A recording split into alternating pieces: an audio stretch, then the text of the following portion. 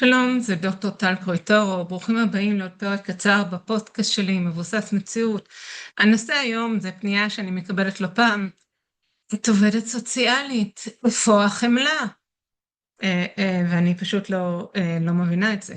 אוקיי, קודם כל, אני לא חושבת שהדבר החומל זה לשקר לבן אדם, בטח לא עם כאלה השלכות. למה מבחינתם הדבר החומל זה להעמיד פנים שגבר הוא יכול להיות אישה?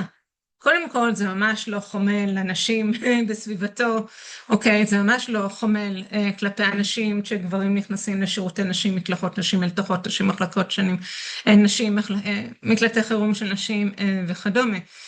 תיארתי כאן באחד הפרקים הקודמים איך אישה הצטרפה לגמילה שהיא מכורה לסמים ושמו לה בחדר גבר שטוען שהוא אישה שחשף את איבר מינו והיא פשוט נשרה והמשיכה להשתמש בסמים עוד שנים עד שהיא הצליחה לגרד את עצמה לגמילה, ויכול להיות שהיא גם לא הייתה מצליחה בכלל או נופלת לזנות או מתה מסיבוכים או מנת יתר. מה חומל בזה? אוקיי, אז קודם כל זה ממש לא חומל לנשים להעמיד פנים שגברים יכולים לבחור להיות נשים. כמובן שזה לא חומל לילדים נשקר להם שהם יכולים לבחור אם הם בן הבת, הם מאמינים למבוגרים, ילדים מאמינים גם בסנטה קלאוס, ופיית השיניים וכל מיני דברים שמבוגרים אומרים להם, כי הם סומכים על מבוגרים, כי הם ילדים. ממש לא חומל, לא לשקר להם ולא לעשות להם שטיפת מוח לכיוון ההפוך מהחלמה, כמו לפנות לבנים כאילו הם בנות, וההפך.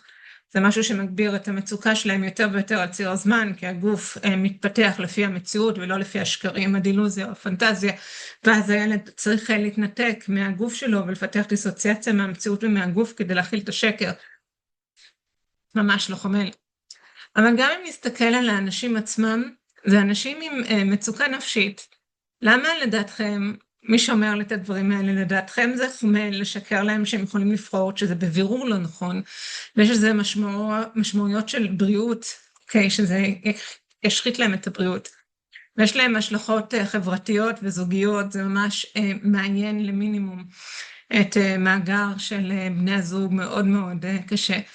אז למה זה נראה לכם חומל לשקר לאדם, לשתף פעולה עם איזה סימפטום של מחשבת שווא שלו, כאילו שהוא נולד בגוף לא נכון?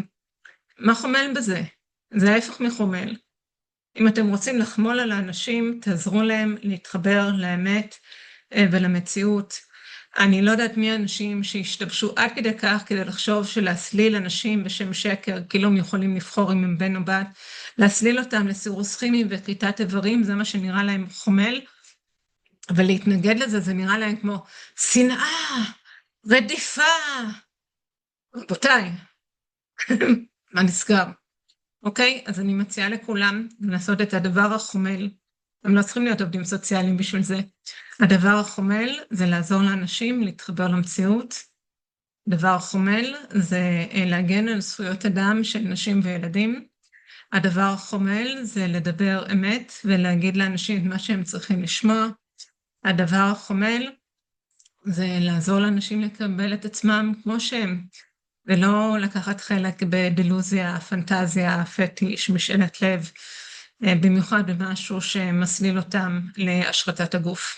אז תעשו בבקשה את הדבר החומל ותדברו אמת. האתר שלנו זה www.realitybasedpublishing.co.il, יש לנו ספרים וחוברות לילדים, נוער, מבוגרים, מידע נוסף, פרקים ארוכים יותר. ואם אתם חושבים שהמידע הזה יעזור לאנשים אחרים, נשמח מאוד אם תעזרו להפיץ אותו, אם זה בפרק הזה או פרקים אחרים. אז להתראות בינתיים.